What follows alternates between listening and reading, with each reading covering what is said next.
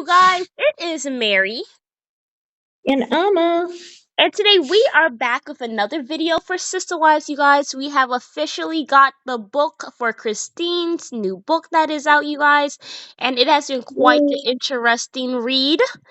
And Yes. today we are going to be talking about chapter 1. I think for the next few weeks we're going to probably be trying to cover a few chapters a week until we finish reading the book. But for now, Mm-hmm. but just for now, we are going to essentially just be giving you guys like like a review and our opinion on each chapter. So today we're just going to be talking about chapter 1, which I had the pleasure of reading yesterday, and we're just going to Mm-hmm. go ahead and get right into it. Yes, yes, yes, yes. Yes. So, Christine's book basically she had a really amazing introduction. I think the introduction piece was called Love is Love, where she was just kind of talking and she just kind of generalized like her life and how she came to polygamy and stuff like that, which was a very beautiful intro. And then of course we go into chapter 1 where she talks about being in a big family, taught her to, not to complain, how to be positive, how to be a mediator, and to really kind of like put not to put her feelings to the side, but like she had to kind of be strong in a sense because, because there's so many children to be taken care of, you're not every single boo boo or every little thing that you go through is going to be kissed or cared about and everything like that. So she did say that being in a big family, you kind of learn to adapt to your situation. And she kind of talked about how she turn negatives into positives. I didn't know this, but Christine actually she said that she was bald until she was 5 and that she would wear a towel on her head to kind of represent her hair. And, her dad never understood why she would use this towel why she was using this towel so much, but she said she used it as a positive until she was able to actually have her own hair. So that was just an example of her turning, some negatives in her life into positives from a very early age. So it was kind of Yeah. interesting to see that this has always been Christine's way of life. Yeah. Yeah. She also And Go ahead. no, I was just going to reiterate that you can tell that this is why she's such a positive person. Yeah, absolutely. I mean, she even talks about the fact that she grew up with love. She said she was very much a daddy's girl. She just thought that he was the best man ever and that she actually wanted to marry her dad. But her mom was like, of course, you can't do that. So she was like, who will I marry? Her mom was like, well, you're going to marry a very nice man. So I do Mhm. think that's interesting because, usually they do say that women marry their fathers. But I mean, I don't think Cody is like Christine's dad. I don't really know Christine's dad, but I mean, from how much she loves her dad versus Cody, I don't know if she married her dad. Maybe I don't know if she maybe married him in different senses or not. But yeah, Mhm. I don't know. Yeah. Well, it's not, this is what I will say. I don't think women who have done the work and have healed marry their fathers if the father was not a positive influence in their lives. Right. I think that if your father was not a positive influence in your life, um, and you're aware of that, and you have healed, like you have done that inner work, and you have healed from the trauma of walking on eggshells, or if he was a narcissist, if you have healed from that, then you don't make that mistake. I don't think. Right. I think the women who end up marrying men who are like their fathers, and especially if the father wasn't a positive influence in their lives, those are the women who are unaware. They have not done that work yet. Some of them might not even realize that trauma on their nervous system Right. that has occurred through the years. They just haven't done that inner work yet. So that's all I'll say. Yeah. I couldn't agree with you more though. But, But but still what do you guys think about yeah. that? I mean, I still think it's very interesting that she ended up with Cody though. Like, you know. Yeah. Well, the thing is, she met Cody. You know, even though Christine had a positive relationship with her father, that does not excuse her in a sense of marrying someone like Cody. Because even though, yes, she had the love, the nurturing in the household, and she talks about that, but when she was out of the household, when she had to go to school, when they have to not tell the truth, hide a part of themselves, can't put the father's name on, school documents, Right. can't say these are my family members. When you're Yeah. growing up with that fear, that's not a positive environment. That's And the true. repercussions of that is landing with someone who being around them reminds you of that fear reminds you of that chaos. And I think that's what happened with Cody. And that's why she fell for someone like Cody. That's so Because true. it was emotion that was familiar. Yeah. That's true. I totally discounted the whole entire environment thing. Right. Yeah. But yeah, I think that's pretty interesting. I think you made a really good analysis on that. But she did Yeah. also talk about And her. then You let said us what? I was going to just say very, very quickly, let us not discount when you have a crush on someone and you're young. She had a Yes. big crush on Cody and just had him in her little memory bank there as the man. Right. It would have taken her a little more time, a little more self awareness, a little more growing for her to see him clearly. But Right. she married him very young, and I don't think that was enough time for her to really see him for who he was.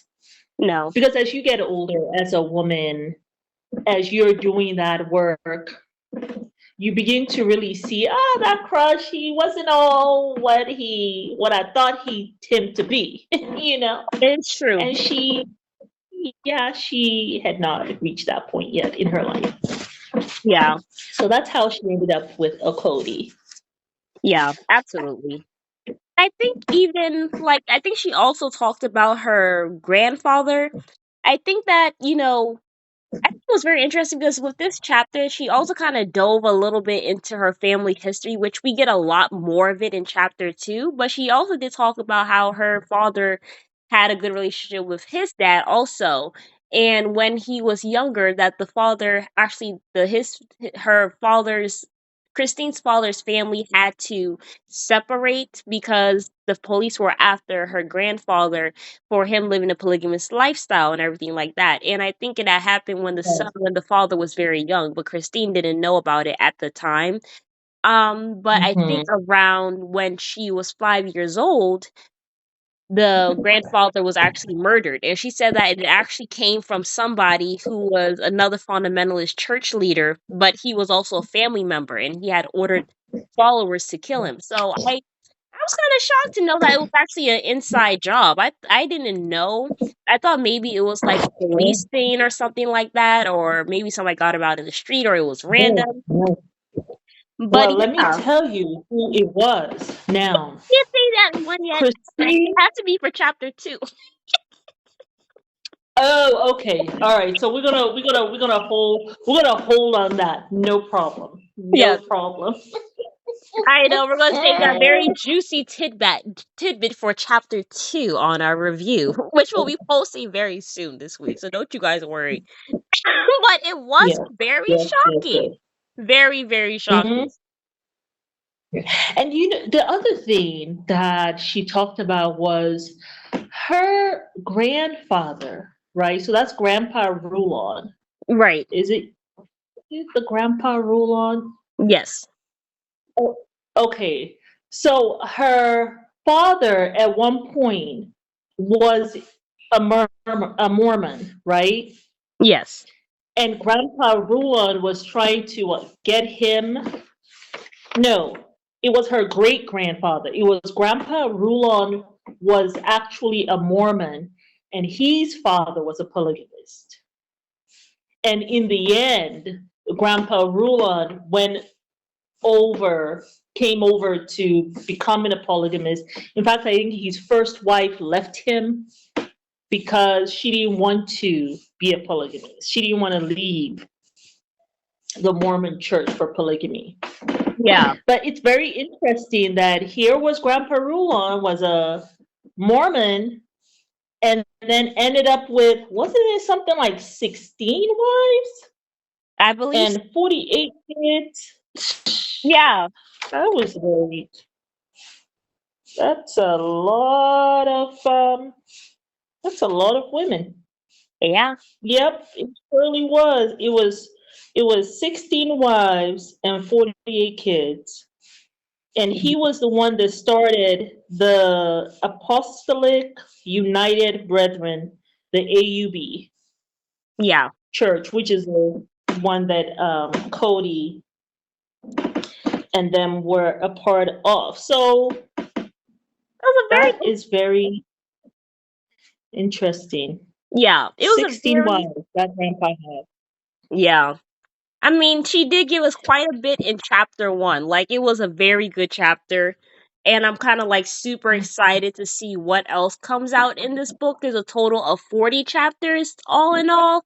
So we are going to take our Mhm. time and chip away at each chapter. Because I think some of the chapters are short, but some of them are actually pretty long also. So we will Yeah. be going and giving Yeah. you guys these reviews and everything like that for the next few weeks. And even when Sister Wise does come back on September 28th, we will also still be more than likely still talking about this book. But let drop I think down a so. comment down below, you guys, and let us know, what do you guys think of this first chapter, and are you guys Yeah. surprised by some of the bombshells that Christine has unleashed in this first chapter? Yeah, I mean, for me, I just found myself very quickly just sympathizing quite a bit with the children. Yeah, I mean, I understand she says that this is a nurturing, loving family, but just having to hide so much, yeah, always kind of on edge, not being able to talk freely with your friends, thinking probably that there's something wrong with you, with your family. You know, when you're growing up, so much of your identity, so much of the that self-confidence that you have is wrapped up in your family. And so I'm sure, I mean, Christine comes off as a strong person, right? But there has to be a lot of insecurities oh, for sure, just for because sure. of that life, the way that they had these children growing up and having to hide. Yeah, I absolutely. wonder if it would have been better if they had kept them at home and homeschooling them, but then they would have been away from the outside world. And it seems to me that Grandpa Rulon, one of the things that he really was trying to do was trying to get them in the community to show that, look, we are good people. We can be part of this, a part of your community, right? We don't maybe necessarily believe the same things, but we have the same culture in terms of just being good, honest, kind people. And so he was just trying to get the rest of, I guess, Utah, Wyoming, where they were, to not be afraid of them, Right. not to fear what they were doing, and also to reassure them that we are not part of domestic violence. We're not part of that abuse. We're not part of, child weddings and child brides, Yeah. right? We just want to raise our families and just have the freedom to practice our religion. So Right. he really wanted to bring them out of that darkness into society. Right. Yeah. Yeah, yeah. But I guess you guys drop Very brave, very brave. yeah. But yes, you guys drop a comment down below and we will be dropping the next chapter on our channel very soon, you all. But let us know what you guys think of this first chapter. So far. Yes, guys. And it is Mary. And Amma. And we will see you guys on the next video. Bye.